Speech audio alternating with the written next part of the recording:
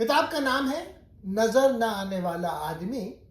یہ کتاب relief Allison نے لکھی تھی اور یہ فکشن کی 15 سے 20 ٹاپ کتابوں میں سے ایک ہے. کتاب کی کہانی بتانے سے پہلے میں کچھ مرکزی پیغام بتا دیتا ہوں اس ناول کا. انسان صرف اس وقت نظر آتا ہے جب معاشرہ اسے انسان سمجھے.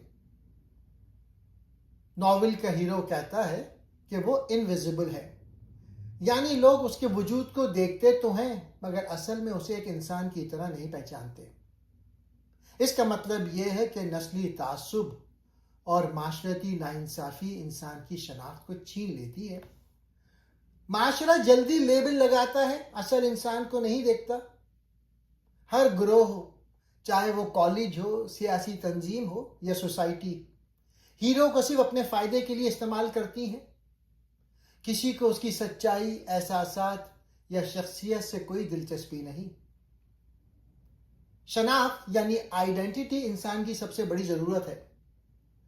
ناول بتاتا ہے کہ ہر انسان چاہتا ہے کہ اسے سنا جائے، سمجھا جائے، اس کی پہچان کو تسلیم کیا جائے. جب معاشرہ کسی انسان کو صرف رنگ، نسل یا طبقے کی بنیاد پر جج کرے تو وہ شخص خود کو غائب، کمزور اور بے نام محسوس کرنے لگتا ہے. اصل آزادی اپنے اندر کی آواز کو پہچاننے سے ملتی ہے. اس ناول کا ہیرو آخر میں سمجھتا ہے کہ اس کی طاقت اپنی سچائی میں ہے، نہ کہ دوسرے کی دی ہوئی شناخت میں. وہ سیکھتا ہے کہ مجھے وہی بننا ہے جو میں ہوں، نہ کہ جو دنیا مجھے بنانا چاہتی ہے. یہ ناول تعصب کے خلاف ایک طاقتور احتجاج ہے.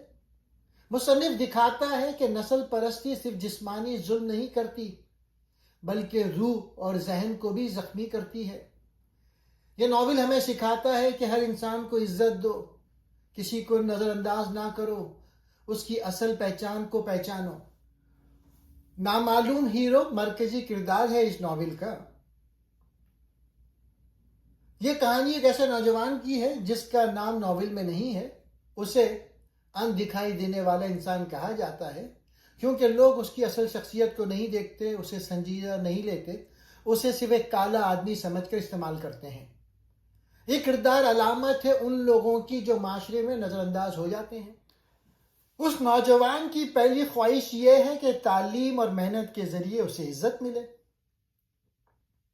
وہ ایک شاندار تقریر کرتا ہے. سفید فام لوگ اس کی تعریف کرنے کے بجائے اسے ذلیل کرتے ہیں. وہ محسوس کرتا ہے کہ لوگ اسے انسان نہیں سمجھتے بلکہ صرف اپنے فائدے کے لیے استعمال کرتے ہیں. اسی واقعے سے اس کے دل میں پہلی بار یہ خیال آتا ہے کہ شاید وہ معاشرے کی نظر میں انویزیبل ہے، یعنی ایک ایسا شخص جسے کوئی دیکھنا نہیں چاہتا.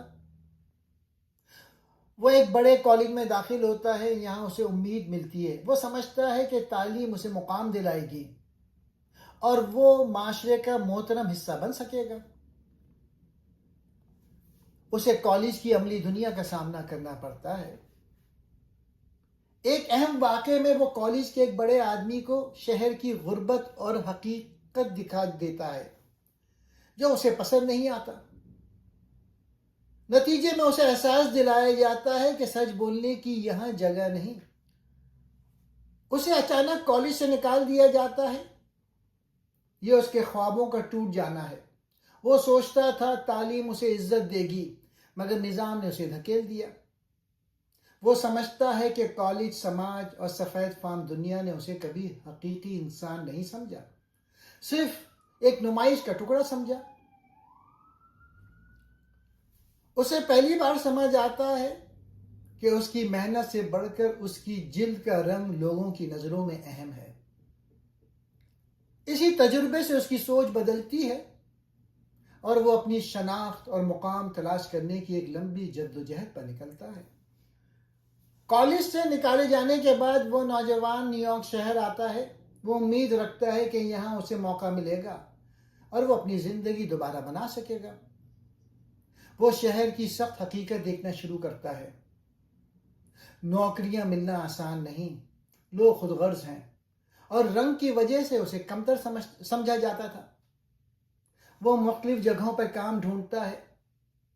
آخر کار اسے ایک فیکٹری میں نوکری ملتی ہے وہ سوچتا ہے کہ شاید یہ اس کے لیے نئی شروعات ہوگی، مگر فیکٹری کا ماحول بھی نسل پرستی سے بھرا ہوا ہے۔ اسے لگتا ہے کہ یہاں بھی لوگ اسے عزت نہیں دے رہے بلکہ صرف استعمال کر رہے ہیں۔ فیکٹری میں ایک حادثہ ہوتا ہے، ایک ساتھی کے ساتھ جھگڑا اور مشین کی خرابی کی وجہ سے وہ زخمی ہو جاتا ہے۔ اس حادثے کے بعد اسے ہسپتال لے جایا جاتا ہے۔ ہسپتال میں سفید فام ڈاکٹر اس کے جسم اور دماغ پر عجیب قسم کے تجربے کرتے ہیں۔ وہ ہوش میں آ کر حیران رہتا ہے کہ اسے انسان کی طرح نہیں بلکہ ایک تجرباتی چیز کی طرح سمجھا گیا۔ اس تجربے سے اس کی ذہنی حالت بدل جاتی ہے۔ وہ محسوس کرتا ہے کہ لوگ اس کی شخصیت، اس کے جذبات اور اس کی انسانیت کو نظر انداز کرتے ہیں۔ وہ سمجھنے لگتا ہے کہ دنیا اسے واقعی انویزیبل سمجھتی ہے، ایک ایسا شخص جو نظر آتا تو ہے مگر لوگوں کی نظر میں اہم نہیں۔ یہ تجربات اسے جلاتے ہیں مگر ساتھ ہی اندر سے مضبوط بھی کرتے ہیں۔ وہ فیصلہ کرتا ہے کہ وہ اپنی پہچان اور عزت خود بنائے گا۔ ہسپتال سے نکلنے کے بعد نوجوان کی زندگی ایک نئے موڑ پر آتی ہے۔ وہ ذہنی طور پہ کمزور مگر امید سے خالی نہیں ہوتا۔ ہسپتال میں کیے گئے تجربے اسے اندر سے ہلا دیتے ہیں۔ وہ محسوس کرتا ہے کہ لوگ اسے انسان کی طرح نہیں بلکہ ایک نمونے کی طرح دیکھتے ہیں۔ وہ ایک مہربان عورت میری کے گھر رہنے لگتا ہے جو اس پر اعتماد کرتی ہے اور اسے دوبارہ سنبھلنے کا موقع دیتی ہے۔ یہ پہلا وقت ہے کہ جب اسے لگتا ہے کہ کوئی اسے حقیقت میں انسان سمجھ رہا ہے۔ اسے ایک سیاسی گروہ دی برادرہڈ میں شامل ہونے کی دعوت ملتی ہے۔ وہ یہ سوچ کر شامل ہوتا ہے کہ شاید یہ لوگ اسے آواز دیں گے اور وہ دوسروں کے لیے کام کر سکے گا۔ یہ اس کے لیے نئی امید بن جاتی ہے۔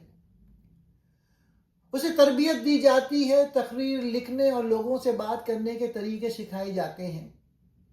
تنظیم اسے عوام کے سامنے پیش کرتی ہے اور لوگ اس کی تقریروں سے متاثر ہونے لگتے ہیں۔ اسے پہلی بار لگتا ہے کہ وہ انویزیبل نہیں رہا بلکہ پہچانا جانے لگا ہے۔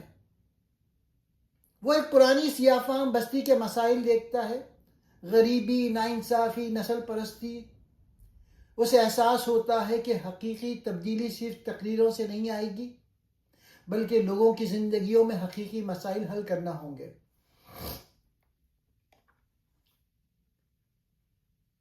اب اس کی بڑھتی ہوئی سوچ، پہچان اور اندرونی تبدیلیاں شروع ہو گئی تھیں۔ وہ صرف اپنے لیے نہیں بلکہ اپنی قوم کے لیے جینا چاہتا تھا۔ نوجوان کی آواز اب عوام میں گونجنے لگتی ہے مگر اس کے ساتھ مشکلات اور ذہنی کشمکش بھی بڑھتی ہے۔ وہ ایک بہت بڑی تقریر کرتا ہے، لوگ اس کی باتوں سے متاثر ہوتے ہیں اور اسے محسوس ہوتا ہے کہ وہ واقعی لوگوں پر اثر ڈال رہا ہے، لیکن پس پردہ تنظیم والے اسے حدود میں رکھنے کی کوشش کرتے ہیں، یعنی وہ اسے مکمل آزاد نہیں دیکھنا چاہتے۔ اسے ایک علاقے کی ذمہ داری دی جاتی ہے، وہ لوگوں کے مسائل سن کر انہیں حل کرنے کی کوشش کرتا ہے، مگر اسے اندرونی اختلافات اور گروہ بندی نظر آنے لگتی ہے۔ وہ محسوس کرتا ہے کہ تنظیم بھی شاید سچ میں انصاف نہیں چاہتی بلکہ صرف طاقت اور کنٹرول چاہتی ہے۔ وہ تنظیم کی پالیسیوں سے ٹکراتا ہے۔ اسے تنبیہ کی جاتی ہے کہ وہ اپنی آواز اور سوچ کو تنظیم کی لائن سے باہر نہ لے جائے۔ یہاں اسے پہلی بار سمجھ آتا ہے کہ اسے عزت نہیں بلکہ استعمال کیا جا رہا ہے۔ اسے تنظیم سے وقتی طور پہ الگ کر دیا جاتا ہے۔ وہ اس دوران ایک اور گروہ یہ راستہ ڈھونڈنے کی کوشش کرتا ہے، مگر جہاں بھی جاتا ہے اسے لگتا ہے کہ لوگ اسے صرف اپنے مقصد کے لیے استعمال کرنا چاہتے ہیں۔ یہ اسے اندر سے مزید تنہا کر دیتا ہے۔ وہ سیاہ فام بستی میں واپس آتا ہے اور دیکھتا ہے کہ حالات پہلے سے بدتر ہو چکے ہیں۔ غصہ، ناانصافی اور کرواہٹ ہر جگہ ہے۔ اسے احساس ہوتا ہے کہ تقریریں، سیاست اور تنظیمیں مسئلہ حل کرنے کے بجائے مزید پیچیدہ کر رہی ہیں۔ اسے معلوم ہوتا ہے کہ ایک اہم کارکن کی موت ہو گئی ہے۔ بستی کے لوگ غم اور غصے میں ہیں۔ وہ ان کے درمیان کھڑا ہوتا ہے اور سوچتا ہے کہ سیاست اور تنظیمیں لوگوں کا درد سمجھے بغیر صرف فائدے کی بات کرتی ہیں۔ تنظیم اس پر الزام لگاتی ہے کہ وہ اپنی مرضی کے مطابق کام کر رہا ہے۔ وہ سمجھ جاتا ہے کہ تنظیم اسے آزاد انسان نہیں، ایک کنٹرول آواز بنانا چاہتی ہے۔ یہاں اس کی فکری بغاوت شروع ہوتی ہے۔ وہ شہر میں بڑے نسلی فسادات دیکھتا ہے، آگ، قتل، گلیوں میں انتشار۔ اسے احساس ہوتا ہے کہ سماج کی بنیاد ہی ناانصافی پر کھڑی ہے۔ اس کی سوچ اور مشاہدہ اسے مزید پختہ کر دیتا ہے۔ وہ فیصلہ کرتا ہے کہ وہ اب دوسروں کی نظر سے نہیں، خود کی پہچان سے جیے گا۔ وہ معاشرے سے کچھ عرصے الگ ہو کر اپنی زندگی اور تجربات پہ سوچتا ہے۔ وہ اپنی کہانی خود لکھتا ہے۔ وہ تسلیم کرتا ہے، میں انویزیبل ہوں، مگر میں اب اپنی حقیقت جان چکا ہوں اور اب میں خود کو دنیا پہ ظاہر کرنا چاہتا ہوں۔ انویزیبل مین کے آخری ابواب دکھاتے ہیں کہ شناخت باہر سے نہیں آتی۔ معاشرہ چاہے انکار کرے، مگر انسان اپنی پہچان خود بنا سکتا ہے۔ یہ ناول اس نوجوان کی پامالی سے خود شناسی تک کے سفر کی داستان ہے۔ اس ناول کے مرکزی موضوعات شناخت یعنی آئیڈینٹی کی تلاش ہے کہ میں کون ہوں، نسل پرستی اور سماجی ناانصافی یعنی سفید فام لوگ طاقتور اور سیاہ فام لوگ کمزور دکھائے گئے ہیں۔ استحصال، نوجوان کی صلاحیتوں کا ہر جگہ استعمال ہوا، کالج، تنظیمیں، سیاسی جماعتیں، سب نے اسے اپنے فائدے کے لیے استعمال کیا، لیکن کبھی انسان سمجھ کر عزت نہیں دی۔ طاقت اور کنٹرول۔ دا برادرہڈ نامی تنظیم انصاف اور برابری کی بات کرتی تھی، لیکن حقیقت میں وہ بھی کنٹرول اور سیاست چاہتی ہے۔ اور آخر میں خود آگہی اور بیداری۔ کہانی کا اختتام یہی ہے کہ نوجوان نے دنیا سے شکست نہیں کھائی، بلکہ دنیا کو سمجھ لیا۔ وہ کہتا ہے میں انویزیبل ہوں، لیکن میں اب خود کو دیکھتا ہوں، میں سمجھتا ہوں، اور یہی میری طاقت ہے۔ یہ ناول انسان کے ذہنی سفر کو ظاہر کرتا ہے۔